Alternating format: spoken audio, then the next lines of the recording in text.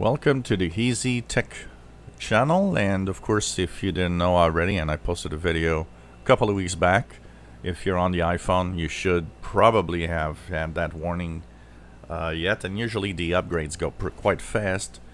iOS 14 is available for iPhones, and it adds and changes quite a few things, including giving a little more possibilities to third-party apps that were very locked down before. So that could be an interesting thing to look at, thinking especially of third-party browsers like Google Chrome, Microsoft Edge, and so on. There already has been an update because there's always some bugs and some things that people complain about when a new version of iOS.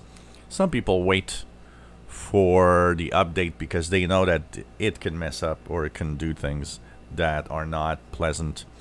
So a lot of people get the message, oh, there's an update available, but they're not doing it right away because of that possibility of problems. So there has been some updates already, and these updates already have fixed quite a few little things. So that is something to check out. Hopefully that this is going to be something you want to look at because of maybe you have some bugs or problems, or you just want to make sure that when you update it updates well.